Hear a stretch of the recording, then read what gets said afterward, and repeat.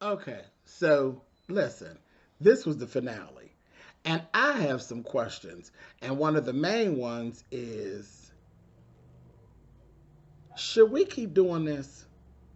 Should we keep doing this? And I'm just going to stick that right there.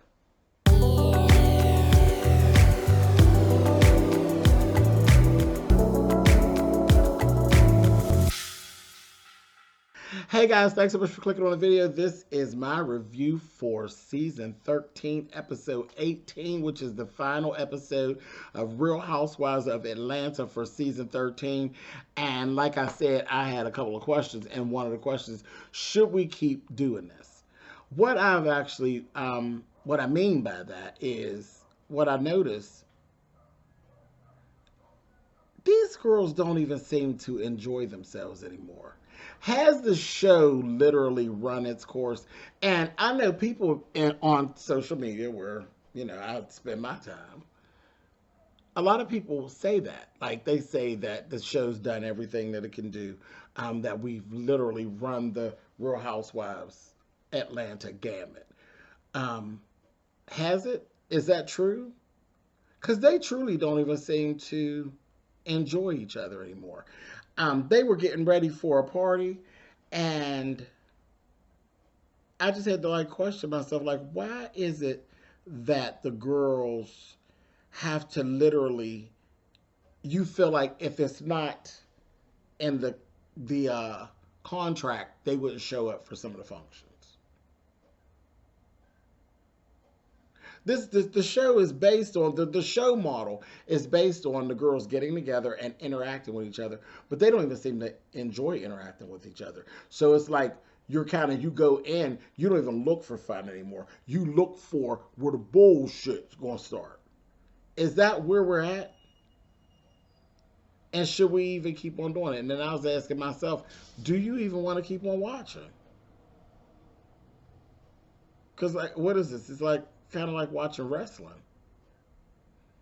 Anyway, we'll talk about it a little bit. First things first. Candy Burris Tucker Day down in Georgia.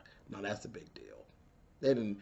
Candy's done so much with all her multiple businesses and all of this, and with multiple businesses come multiple job opportunities, and she. It's a constant give back coming from Candy to the point. Georgia sees Candy as a complete asset, and that is very humbling, and that is a big deal. Hats off to you, Candy. Good job. That's she's a young woman, to have a whole day. That's good shit. Hats off to you, Candy. And I know I'll be giving her a hard time, but she deserves a hard time. She be doing some shit. Yeah, but that's good. Go ahead, Candy. Portia ended up doing, she was speaking to the voters. She was over there speaking out to the voters and telling people, yeah, we got Biden in office, but we got some other seats that we need to fill. So we need to get on back out there. I'm here for the message. But that heifer look good. I said, oh, Miss Portia. She rolled up on there. And then voting day is actually her grandpa's birthday, so that was a big deal. But she had this cashmere coat with these fur cuffs. Miss Portia. I got to get on there and email my girl Rocks. Like, girl, did you see these cuffs, child? Did you see these cuffs? Sharp. Sharp, sharp, sharp, sharp, sharp. Shout out to It's Rocks. Me and her, we be having that fur thing going, child. Them cuffs. Sharp. Anyway, moving on. Let's go on over here with poor little Mr. Josiah. Mr. Josiah. So it was Josiah's day. This is the day that they put together for Josiah to meet with his biological father and Ralph and Drew. I hated this. I hated this whole thing. One, because I feel like they kind of like forced him into it. Here, the father's actually in California. See, I thought he was in Georgia. He's not. He's in California. He came in town, and then he an hour late getting there. Okay. And what it really did, it didn't lead. It put poor Josiah in a really bad light because he just ended up looking like a mean little boy. Like he did. The whole thing made Josiah look like this mean little boy that had a bad attitude. And that's not at all what's really happening. What's actually happening for those who have good sense, such as myself, who have dealt with children that have been displaced. Because that's what it is. When either parent is missing, that child has been displaced. Even when you're home with your mother, but you're over here, your mother got a new husband and all this. Now there's these new kids, and then you got this person that's not really your dad, but it's like a displacement. It's no different and shouldn't be handled any different than when there's a child that's adopted or fostered or anything like that. It still requires the same kid gloves. It is a kid, and they need to be handled softly and make sure that there's understanding. And I don't feel like that's what was done here. I feel like it was just dumped in this little boy's lap. And when we're watching it, it makes him look like he's mean because he's there like he's unbothered and he's uninterested. Well, what do you want? What do you want? You're forcing an adult upon him. You ever heard of a thing called stranger danger? Because that's what you teach. We teach stranger danger in our homes. We teach stranger danger in the schools. From preschool all the way out, we teach stranger danger. And guess what his dad is? His biological. He's a fucking stranger. He's a stranger. I wouldn't care what somebody told you. Well, you remember when you went to see? No, I don't remember when I went to see him when I was in arms or when I was in Pampers. No, I don't remember this bastard. He's a stranger. And no, I'm not getting ready to throw myself in. You could see that Josiah is a little boy who has his whole mindset and his whole demeanor isn't one of a child that you have kids like that just throw themselves at people. They're just open to people. I had one like that, and I had one that was very standoffish. And I always watched the one that was so quick to throw himself at people. Fuck that. Stranger danger. You don't throw yourself at anybody you don't know, and I don't care if it is a biological parent. So I'm with Josiah. You threw this man that he don't know in his lap, and you want him to be excited about seeing him because you excited. He excited. I don't even know this bastard. So I felt it, and I see where Josiah is at. Josiah is doing what we teach. Stranger danger. I don't need no extra parent. I got you and I got him. Now you bringing him in. I ain't asked you for him.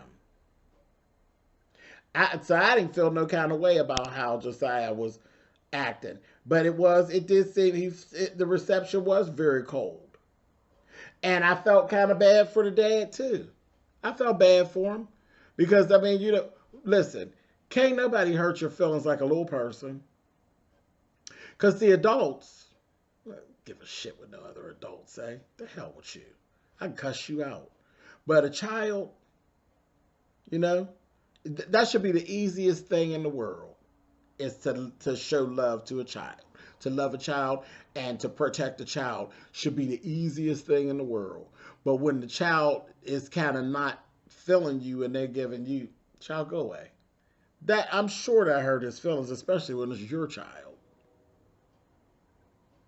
The child's not receptive, or the child feels uncomfortable or uneasy around you. See, I don't know what that feels like, but I can't even imagine.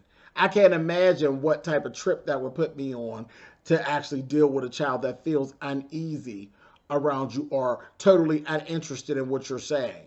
I don't know. I've worked in different areas with children. I've done daycare. I've done classroom with children. I've worked the front desk at a school. So I've literally have never had that situation where a child is uneasy around me or cringing at me and stuff like that. No, child, it's one of them things the kids love Mr. J. That's just the way it is. You know, that's the way it's always been. But I was watching that father. I felt for him. I felt for him. But at the same time, I got to take the side with Josiah. Because again, you are stranger danger. And y'all are like forcing it. It didn't happen natural. He should have came to the house. Should have came to the house for a visit. Go and meet Josiah in Josiah's environment where he's completely comfortable. And if he wants to work you into his comfort, then there we go. But no, don't throw this grown ass bastard that he don't know in his lap and expect him to act like he's excited because you excited. And I'm getting ready to get off of this because it's getting ready to start making me mad. But the hell with that. Drew, y'all out of order and y'all out of pocket.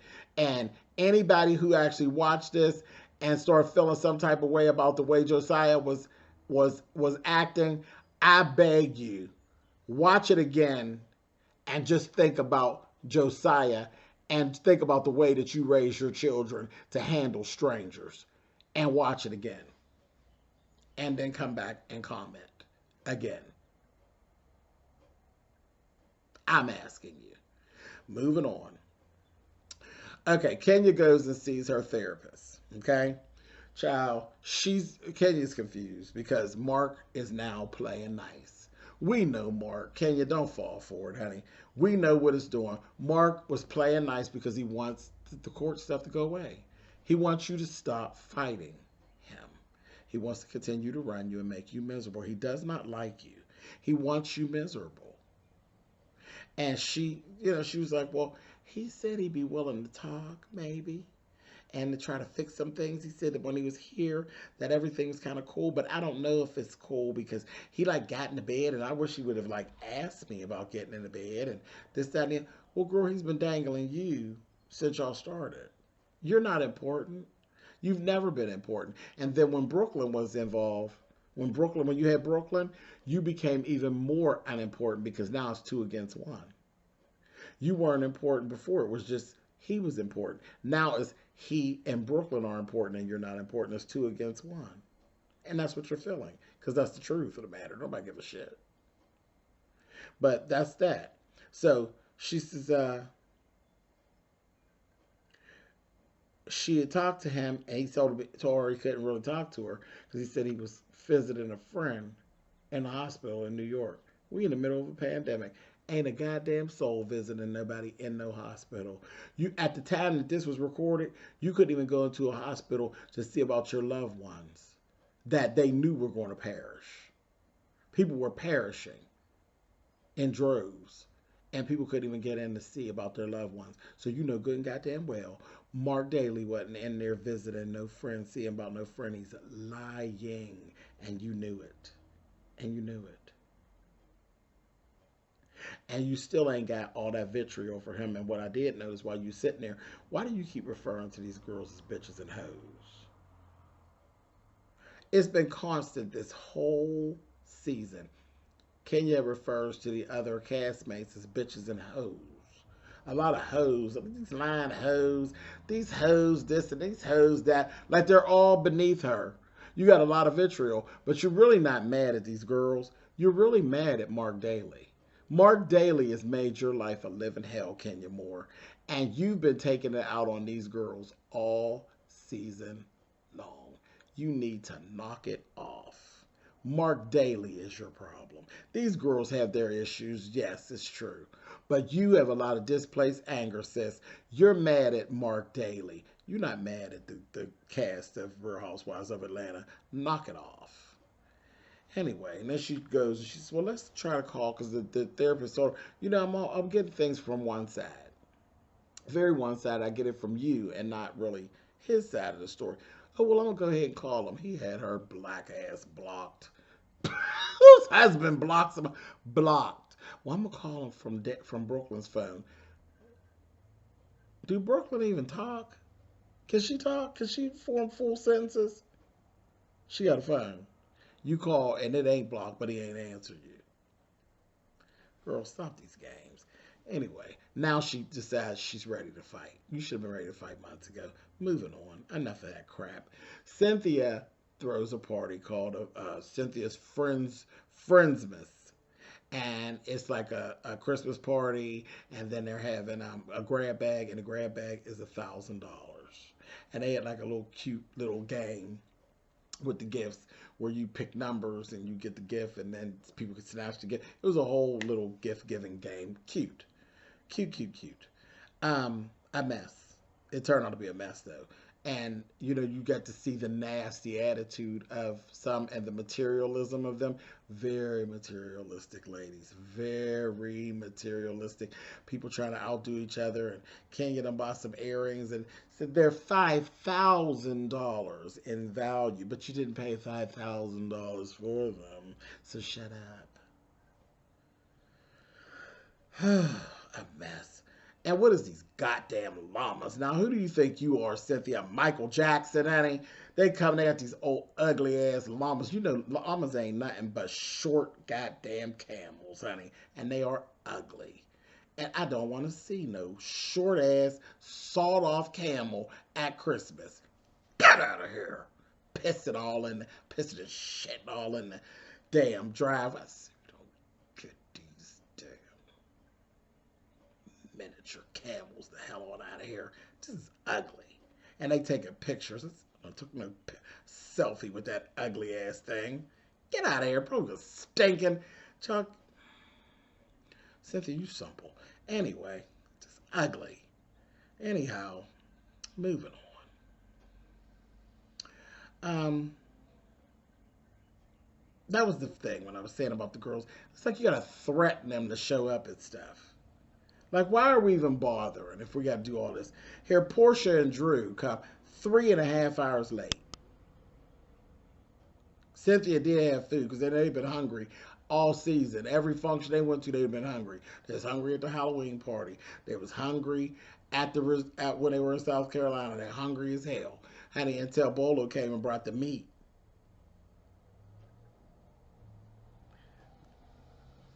Everybody was hungry until Bolo came. I'm going to say that again. Everybody was hungry in South Carolina until Bolo came through with the meat, honey.